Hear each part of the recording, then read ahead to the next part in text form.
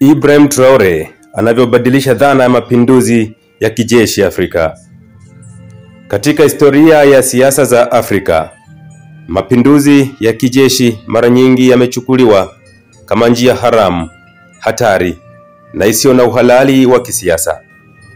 Kuingia madarakani kwa kutumia nguvu za kijeshi kumehusishwa na umwagaji damu, uharibifu wa mali, utekaji wa haki za binadamu na kusababisha mateso kwa raia wa kawaida. Lakini kuibuka kwa Kapteni Ibrahim Traore nchini Burkina Faso kunachochea mjadala mpya kuhusu uhalali, umuhimu na hatima ya mapinduzi ya kijeshi, hasa pale yanapotokea kama njia ya kupinga ukandamizaji, ufisadi na utawala wa mabavu unaojificha katika mwamvuli wa neno demokrasia. Tofauti na wanasiasa waliokita mizizi kwenye mifumo ya kidemokrasia lakini wakatumbukia katika matumizi mabaya ya madaraka, baadhi ya wanajeshi kama Ibrahim Traore wameibuka kama kiongozi ama viongozi wa mabadiliko wanaojitambulisha kwa uzalendo, uthubutu na kujali maslahi ya wananchi. Mjadala uliopo sasa ni kwamba, je, kiongozi huyu kijana, yani Traore, anabadilisha dhana ya mapinduzi kwa ujumla? Historia ya mapinduzi ya kijeshi barani Afrika. Mapinduzi ya kijeshi yamekuwa sehemu ya historia ya Afrika tangu mataifa mengi yaliyopata uhuru. Moja mapinduzi maarufu na ya kiitikadi ni lile la mwaka 1983 lililoongozwa na Thomas Sankara nchini Burkina Faso, ambaye alijulikana kwa ajenda zake za kupinga ukoloni mamboleo na kupigania maendeleo ya ndani kwa kutumia rasilimali za taifa. Lakini si Burkina Faso pekee. Nchini Ghana, Kanali Ignatius Acheampong aliongoza mapinduzi mwaka 1972. Nigeria imepitia mapinduzi kadhaa tangu miaka 1960, yakiwemo yale ya Yakubu Gowon ya mwaka 1966 na Sani Abacha 1993. Uganda ilishuhudia mapinduzi yaliyomweka madarakani Idi Amin mwaka 1971. Nchini Ethiopia, Deg ilipindua utawala wa kifalme mwaka 1974. Hadi hivi leo, Sudan, Guinea, Mali na Niger zimetumbukia kwenye mapinduzi yaliyoongozwa na jeshi. Hii historia imejenga taswira hasi ya mapinduzi yakionekana kama kichocheo cha udikteta, vurugu na migogoro ya kisiasa. Hata hivyo, historia hii pia inaonyesha jinsi mapinduzi yalivyotumika kama njia ya kuondoa tawala kandamizi katika mazingira ambako demokrasia ilishindwa kuleta haki na maendeleo. Athari za mapinduzi. Hakuna anayeweza kupuuza madhara ya mapinduzi ya kijeshi. Kwa kawaida, huambatana na mapigano, vifo, mateso ya raia, uharibifu wa miundombinu na uchumi kudorora. Viongozi wa mapinduzi mara nyingi hujenga utawala wa kiimla, wakifuta katiba, kuvunja bunge na kudhibiti vyombo vya habari na vyama vya siasa.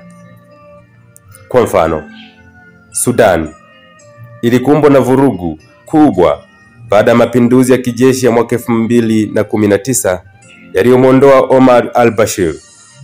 Baadaye, mvutano baina ya jeshi na raia uliibuka na kuibua mapigano ya silaha mwaka 2023 yaliyosababisha maelfu ya vifo na mamilioni kukimbia makazi yao.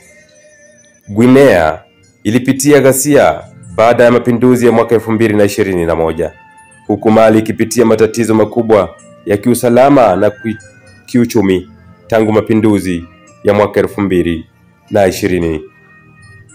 Zaidi ya hayo, mapinduzi huleta hofu ya kutoaminika kwa serikali, hali ambayo huathiri uwekezaji wa nje, misaada ya kimataifa na ushirikiano wa kikanda. Taasisi kama AU na ECOWAS mara nyingi huwekea vikwazo mataifa yanayopinduliwa kijeshi, jambo linaloathiri maendeleo ya kijamii na kiuchumi. Tujiulize, kwa nini Traore anaonekana kubadilisha dhana ya mapinduzi sasa? Ibrahim Traore alichukua madaraka mnamo Septemba mwaka 2022 akimngoa mtangulizi wake Paul Henri Damiba kwa kile alichokitaja kuwa kutoweka kipaumbele kwa maslahi ya taifa na kupuuza vita dhidi ya ugaidi. Tangu wakati huo ameibuka kama kiongozi anayependwa sana, si tu na wana Burkina Faso bali pia na Waafrika wengi waliokata tamaa na viongozi wa kidemokrasia wanaotumia uhuru kama kichaka cha kujinemesha. Kwa muda mfupi, Traore ameanzisha sera ya kiuchumi za kujitegemea, kuimarisha vita dhidi ya ugaidi kwa msaada wa jamii na kuhamasisha uzalendo miongoni mwa vijana.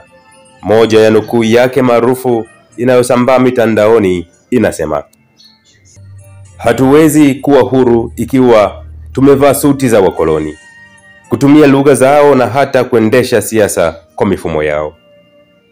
Katika hotuba yake ya Novemba 2023 alisema, Afrika haiwezi kuwa huru mpaka Waafrika waache kuwa na woga mbele ya mataifa ya magharibi. Anaonekana kama kiongozi anayepinga kwa dhati ukoloni mamboleo. Uamuzi wake wa kuvunja ushirikiano wa kijeshi na Ufaransa, kufunga baadhi ya vituo vya kijeshi vya kigeni na kuanzisha ushirikiano mpya na nchi kama Mali na Niger kupitia muungano wa IS umemwongezea umaarufu zaidi. Alipoelekezewa tuhuma na Africom wiki kadhaa zilizopita na kutumia mamlaka vibaya badala ya lawama, Afrika nzima ililipuka kwa kumpa uungwaji mkono wa kipekee. Maandamano makubwa yalifanyika Wagadugu pamoja na miji ya nje kama Accra Ghana, Brussels Ubelgiji, New York Marekani, Nairobi Kenya na Bamako Mali. Mitandaoni, kiongozi wa African Generali Michael Langley alikumbwa na wimbi la ukosoaji mkubwa, huku hashtag kama Hands Off Traore na Africa for Africans zikisambaa kwa kasi. Wachambuzi wa siasa kama Dr. Kemi Adeoye wa chuo kikuu cha Cape Town wanasema Traore anaonekana kama jibu la kisiasa kwa Lumumba, jibu la kisasa kwa Lumumba na Sankara. Kizazi kipya kimeona kiongozi anayesema ukweli hadharani na hadhaniwi. Alikuwa akizungumza na kupitia kipindi cha BBC Focus on Africa Machi 2024. Hatari iliyo mbele.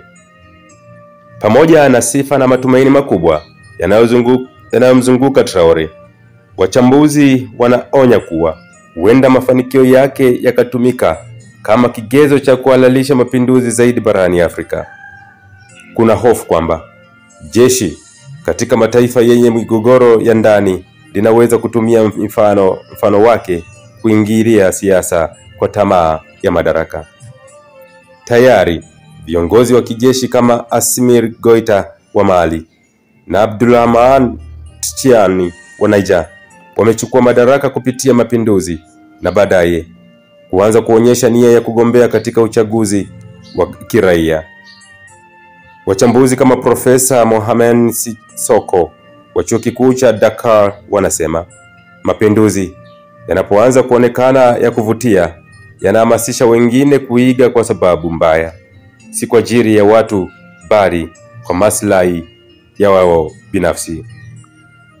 Ikiwa mfano wa Traore hautaambatana na ujenzi wa taasisi thabiti, hofu ni kuwa kutakuwa na wimbi la mapinduzi yasiyokuwa na ajenda ya kitaifa bali tamaa ya madaraka, jambo linaloweza kurejesha Afrika katika duru ya migogoro na machafuko.